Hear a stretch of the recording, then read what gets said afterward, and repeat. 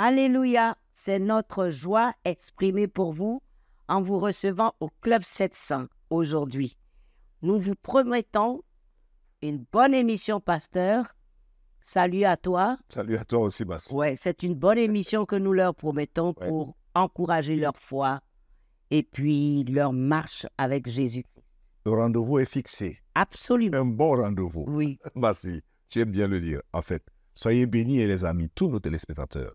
Je voudrais aussi vous dire que si vous ne connaissez pas encore le Seigneur Jésus, l'occasion est là pour vous, dans cette histoire et dans cette émission, de vous réconcilier avec le Seigneur. Cette émission, nous allons la commencer par l'histoire triste de Shakesha, qui vivait dans un ghetto très mal famé, avec des parents misérables et bizarres. Elle voulait s'émanciper et se retrouver piégée. Comment? Eh bien, réjouissez-vous. La première fois que j'ai posé mes doigts sur une harpe, elle m'allait comme un gant. C'est venu naturellement. C'était un sentiment tellement merveilleux. Shakesha Hawkins se souvient bien de ce jour. Une jeune fille embrassant un instrument magnifique et gracieux qui lui apportait joie et paix. Un contraste frappant avec sa vie de jeune fille dans les quartiers défavorisés de Saint-Louis. Il était normal de marcher dans la rue et de voir quelqu'un se faire tirer dessus. Il était normal de voir de la drogue, de la violence et des abus. On s'habitue à vivre dans la peur. Shakesha ne se sentait pas en sécurité chez elle non plus. Sa mère était une toxicomane qui négligeait ses enfants. Le père de Shakesha est parti avant sa naissance. À partir de 6 ans, elle fut sexuellement agressée par plusieurs membres de sa famille. Les abus sexuels ont commencé très jeune. Comme je ne me sentais pas acceptée ou aimée, je n'en parlais à personne. Il y avait un endroit où Shakesha se sentait acceptée. Une école d'art du spectacle où ses dons artistiques étaient reconnus et encouragés. Ça m'a donné la liberté de m'exprimer. J'aimais chanter, j'aimais danser. C'était un lieu de possibilités merveilleuses. C'est également là qu'elle a découvert son don et sa passion pour la harpe, ce qui n'avait pas échappé à son professeur de musique qui lui porta un intérêt particulier. Ce professeur de musique voulait contribuer à faire de moi une meilleure musicienne et voulait m'aider. J'ai commencé à jouer de la musique avec lui. Le professeur, cependant, avait d'autres plans. Il commença à l'isoler et à contrôler son temps. Puis vinrent les mensonges et les abus. Il a dit « Ta famille ne t'aime pas, alors laisse-moi t'aimer ». Et parce que j'étais habituée aux agressions sexuelles, je pensais que c'était normal. J'ai donc fait tout ce qu'il voulait que je fasse. L'agresseur de Shakesha gardait la jeune fille près de lui, l'emmenait dans toute la ville pour jouer de la musique. Il l'emmena également à son église, où il était un diacre respecté. Il dit à sa famille et à ses amis de l'église qu'elle était une étudiante dont il était le mentor. Quant à Shakesha, il lui dit ce qu'elle voulait entendre. Il utilisa même la Bible pour justifier ses actes. Il disait toujours qu'il m'aimait. J'ai mis du temps à me sentir mal à propos de ça, parce que je jouais de la musique dans toute la ville. Je m'en réjouissais. J'aimais ça. Comme tout cela me faisait du bien, j'ai pensé que l'autre face de la médaille, les abus sexuels, ça ne devait pas être si grave. Shakesha était encore au lycée quand elle réalisa enfin que ce que faisait cet homme n'était pas du tout de l'amour. Mais à ce stade, elle était piégée, incapable d'échapper à l'emprise de cet homme sur sa vie.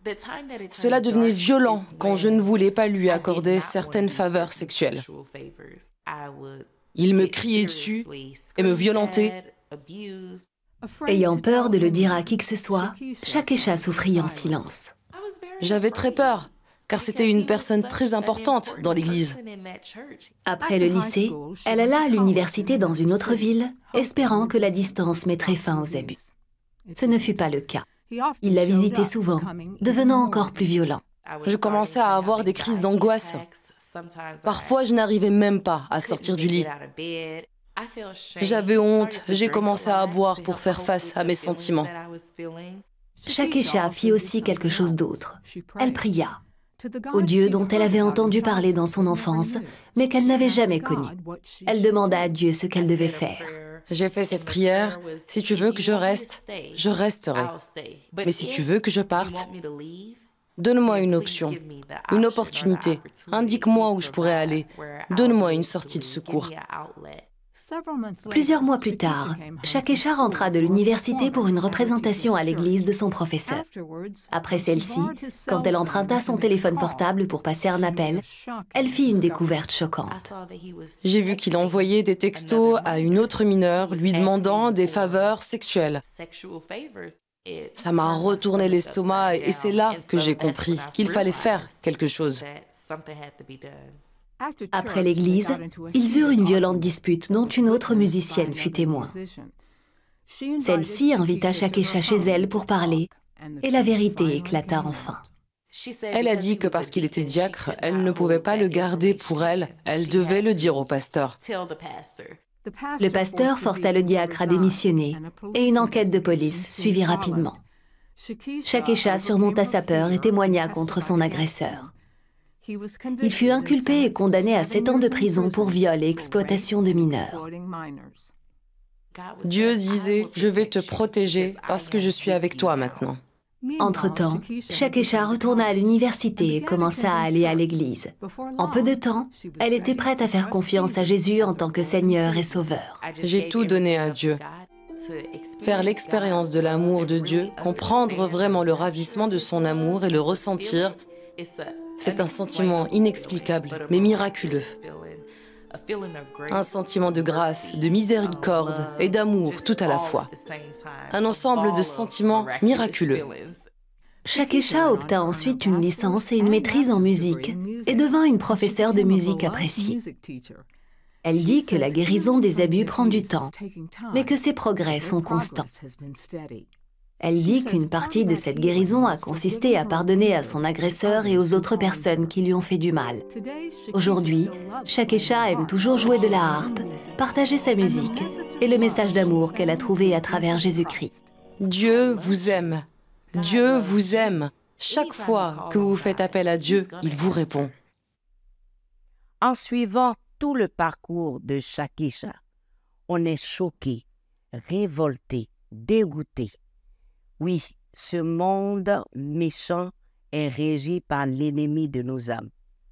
Dieu, c'était difficile déjà dans ce ghetto, avec des gangsters hors pair, à l'extérieur. Et bien à l'intérieur, c'était aussi l'horreur de l'abus sexuel par les membres de sa famille supposés la protéger. Au moment où une lueur d'espoir à travers un beau talent de Dieu pour la libérer, voilà encore un autre cauchemar. Que faire? Subir ou mourir? Non. Ou que 1000 fois non, oui, que 1000 fois non. Non, les amis. N'entretenons jamais le mal sous n'importe quelle forme, quel que soit celui qui est en face de nous. Ces formes déguisées sous le manteau de la religion pour mettre Christ en opprobre. Paul dit, à cause de vous, Christ est diffamé. Vraiment, sachez une chose, Jésus-Christ est venu pour délivrer, guérir, sauver et restaurer. Pas une religion, mais pas non plus une doctrine spéciale. Vous savez, l'amour vrai a un nom, Jésus-Christ, le Messie. C'est à lui qu'il faut donner votre vie maintenant même. Alors priez. Prions ensemble. Seigneur Jésus, j'ai vécu ces horreurs, mais je te fais confiance et je te donne ma vie. Prends-la, fais-en quelque chose et aide-moi à être restauré totalement. Je te bénis, je te remercie pour cette restauration, Seigneur. Amen. Merci. Amen. Puissant pour restaurer, puissant pour redonner la vie et le sourire. Oui. Oui, pas seulement quelque chose, mais le sourire. Les amis, vous avez aimé, n'est-ce pas? Mais ne nous quittez pas. À tout de suite.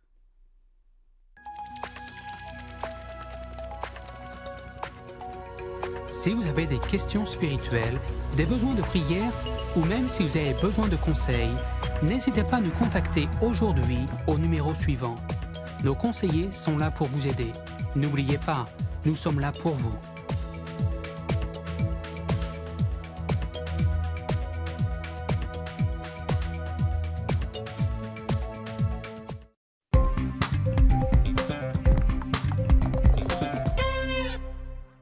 Les amis, merci de rester avec nous au Club 700. On est sur vous.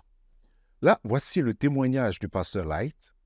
Aujourd'hui, homme de Dieu au Togo, mais il avait grandi dans une famille où son père et sa mère étaient tous deux des dealers de drogue et entretenant aussi des prostituées. Pas beau, hein? Alors, mais comment va-t-on attendre d'un enfant ou espérer d'un tel enfant? Comment il devait grandir? Suivez l'histoire. Dès sa prime enfance, Vérité fut bercée dans la consommation de la drogue. J'ai grandi dans une atmosphère pas trop commode pour un enfant de grandir parce que mon papa, vivement, était un dealer de drogue. Et c'est même dans ça qu'il a rencontré ma maman. Donc, c'est dans ça qu'ils étaient avant de me concevoir même. Donc, j'ai l'habitude de blaguer avec pour dire que, bon, moi, quand j'étais même dans le sein de ma maman, bon, je prenais déjà de la drogue. À part la drogue, qui rythmait leur quotidien, les parents de Vérité entretenaient un réseau de prostitution. C'est dans notre ghetto, ces filles restaient. Ils faisaient tout, ils se lavaient, ils vivaient, ils se préparaient. Donc, maintenant, la nuit, ils quittent du ghetto maintenant pour les quartiers chauds. Les quartiers chauds, pour ne pas dire les quartiers où elles allaient vivement se prostituer. À force de baigner dans cet univers obscur, il devint un véritable prédateur sexuel. Juste pour dire que j'étais perdu dans ça. Le fait de coucher avec plusieurs filles et de le faire aussi fréquemment était un signe de notoriété, de grandeur. La vie de débauche que Vérité menait impacta considérablement ses études. Mais cela était loin de le dissuader. En seconde, je faisais tellement de fois, je me disais, bon, je vais ralentir un peu la cadence. Pas carrément arrêter, mais ralentir la cadence. Et il s'est fait que, bon, à la fin de l'année académique, j'ai échoué. Et là, je me suis dit non. C'est pour pouvoir réussir que j'ai ralenti la cadence. Et donc, si je dois encore, malgré que je ralentisse la cadence, je dois encore échouer, alors là, non, vaut mieux continuer dans ce que je faisais. Dans cette vie de débauche effrénée, Vérité développa d'autres addictions sexuelles. Je me donnais vivement aussi à la sodomie. Je fais ça avec les hommes aussi. Et il s'est fait aussi que j'en ai eu à faire, j'en ai eu à recevoir. Au cœur de l'impasse, il fut exposé un jour à la parole de Dieu. J'étais sur le campus en ce moment, ma première année, et il y avait un prédicateur. C'était aussi un enseignant sur le campus. Et donc, il nous a exhortés spécialement par rapport au livre de Luc 17, verset 32, qui parle de « Rappelez-vous de la femme de Lot ». Je n'oublie pas ce message parce que c'est ce message qui m'a donné de rencontrer le Seigneur. Vivement, il a parlé de comment nous ne devons plus retourner, mais revoir en arrière. Parce que la femme de Lot, par le fait qu'elle s'était retournée, elle était devenue une statue de sel. Ce message m'avait vivement touché et j'avais décidé de donner ma vie à Christ.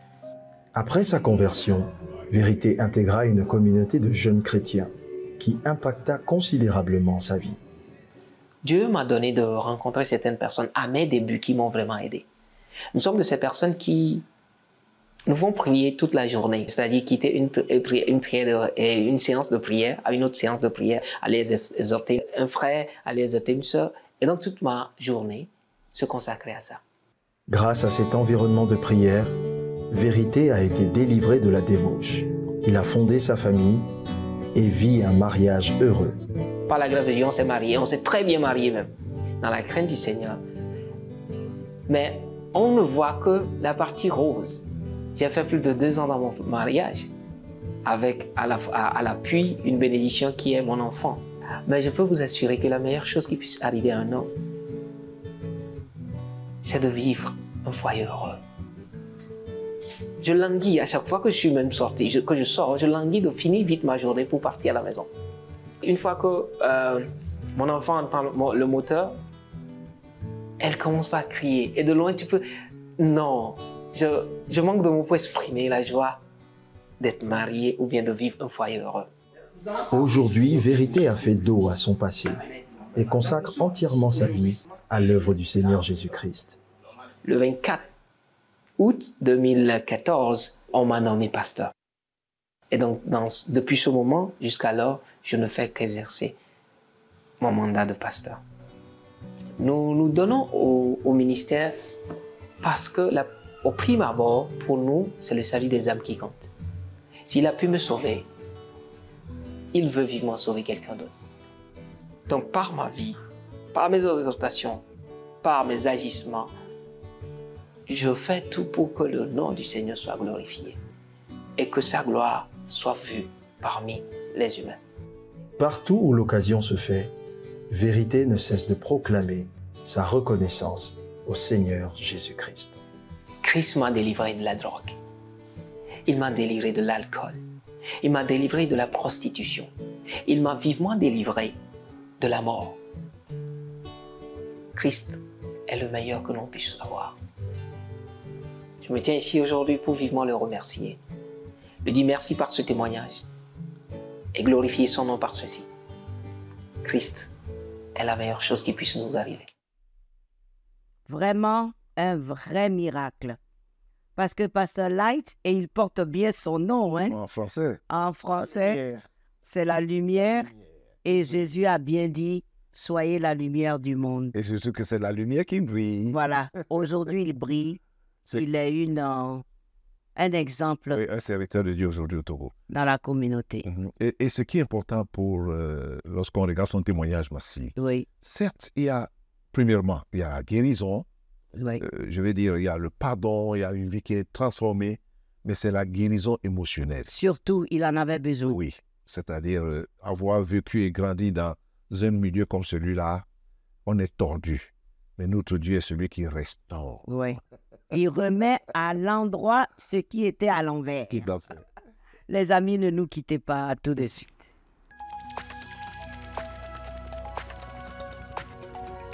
Si vous avez des questions spirituelles, des besoins de prière ou même si vous avez besoin de conseils, n'hésitez pas à nous contacter aujourd'hui au numéro suivant.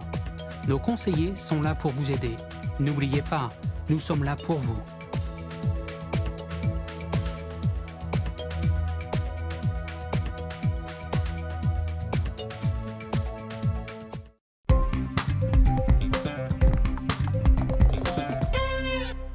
Toujours avec vous au Club 700, dans cette émission pour méditer ensemble la parole de Dieu. Et j'ai intitulé ceci « Quand Dieu répond ». Oui, quand Dieu répond, ou lorsque Dieu répond. Vous savez les amis, l'une des plus grandes séductions de la fin des temps, c'est de renverser l'ordre des priorités de Dieu en matière de prospérité dans le but d'amener de façon insidieuse le peuple de Dieu dans l'idolâtrie et dans l'apostasie en vue d'accepter le règne de l'Antichrist. Ça, c'est la plus grande séduction. Et nous en avons aujourd'hui au quotidien. La vérité de la vie et de la vie de la personne de Dieu nous échappe. Il est connu que Dieu est omniprésent, omniscient et omnipotent. Et qu'il connaît tout, qu'il voit tout et qu'il peut tout. Mais il se trouve, les amis, que ce même Dieu qui connaît tout, qui sait tout et qui peut tout, choisit très souvent de ne pas tout dire et de ne pas toujours tout faire. Et même de faire comme s'il ne voyait pas. Il choisit souvent de se taire et de laisser faire. Pour la simple raison, les chers amis, que le dernier mot lui revient toujours. La fin est dans les mains de Dieu. Oui. C'est Dieu qui est le temps. Le bonheur est un état d'esprit et non le fruit des circonstances. Vous savez. Et la foi, c'est voir l'invisible, c'est croire à l'incroyable et c'est obtenir l'impossible. Ce n'est pas parce que Dieu est silencieux que vous pensez qu'il n'entend pas ce que vous dites ou bien ce que vous faites. Il sait, il est au contrôle, il est là, il voit. Et personne n'échappe à Dieu. Aujourd'hui, on voit des gens qui pensent que, ok, ils vont un jour échapper à Dieu. Tout le monde verra Dieu. Tout le monde sera devant Dieu, devant ce tribunal. Tout le monde. Cours comme tu veux. Et à la fin de la journée, nous serons tous face à lui. Mais je vais t'inviter, c'est-à-dire le mal le plus grave, c'est de ne pas savoir quoi lui répondre. Alors je t'invite à prier avec moi. Seigneur Dieu, même en suivant le témoignage du pasteur Light et les autres, je reconnais mon besoin maintenant. Et reconnais-le sincèrement, mon besoin de toi. Je te demande de me pardonner. Pardonne-moi mes péchés, pardonne-moi ma vie désordonnée. Pardonne-moi d'avoir même accusé les autres. Viens dans ma vie, Seigneur, et restaure cette vie que j'ai gaspillée. Restaure tout ce qui est gâté en moi, Seigneur. Sois mon sauveur et sois mon Seigneur. Amen. Amen. Peut-être tu as besoin d'une prière, mais Dieu t'a touché et Dieu va te guérir. Sois béni abondamment. Dans le nom de Jésus. Amen. Amen. Merci, pasteur. Les amis, que le Seigneur exauce vos prières. Amen. Dites Amen. Voyons maintenant au Cambodge cette petite de 10 ans qui se tordait de douleur à l'hôpital à cause de l'eau non potable. Et comment vous avez réjoui toute la famille et la communauté. Regardez. Meshkam, 10 ans, marche jusqu'à 3 fois par jour pour aller chercher de l'eau dans une rivière de la forêt. Je sais que cette eau est contaminée. L'eau était verte et sale. Il y avait des insectes et des escargots dedans. C'était dégoûtant. Et porter le lourd seau sur plus d'1 kilomètre aller-retour était un défi. Quand je rentrais à la maison, j'étais très fatiguée. Mes mains, mes jambes et mes épaules me faisaient mal et étaient engourdies. Meshkam a expliqué que la rivière polluée était leur seule source d'eau. Elle a dit qu'elle était parfois très malade après avoir bu de l'eau. Une fois, j'ai eu des douleurs à l'estomac et la diarrhée. J'avais l'impression que quelque chose courait à l'intérieur de mon ventre. Un jour, j'ai eu peur qu'elle ne meure. J'ai dû emprunter $250 pour l'emmener à l'hôpital. Elle y est restée 2 semaines. Lorsqu'Opération Blessing a pris leurs besoins, nous avons creusé un puits près de leur maison. Je me souviens avoir vu la machine forer dans le sol et l'eau jaillir. J'étais si heureuse. Je me suis dit que maintenant j'avais de l'eau à disposition et que je pouvais même prendre un bain.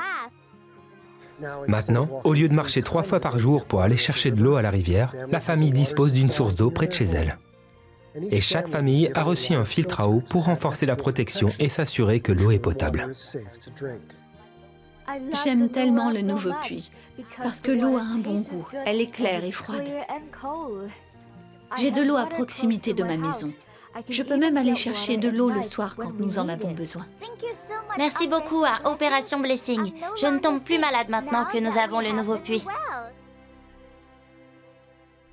Vous savez, un verre d'eau, c'est une grande richesse. La santé. N'est-ce pas, pasteur? Tout à fait, Massi. Oui. Un verre d'eau, c'est capital. Oui. C'est vraiment capital. Et puis, on ne se rend pas compte de cela. Très souvent, surtout quand on en a. Mais quand on n'en a pas, ça veut dire qu'on le contraire. Et quand on participe à cela, ça fait beaucoup du bien. Oui, parce que cette petite a failli vraiment mourir. Hein? Aujourd'hui, toute la communauté jouit de ce que si bien a pu faire la citerne, au moins la famille, la communauté profite de cela. Oui. Et c'est aussi l'occasion pour nous, hein, Massi, de lancer vraiment un appel à tous ceux-là qui veulent participer ou qui veulent bénir toutes ces personnes qui sont dans le besoin à travers le monde, là où vous êtes. Faites-le librement en téléphonant juste au numéro indiqué ou alors en allant sur nos sites qui sont aussi devant vous.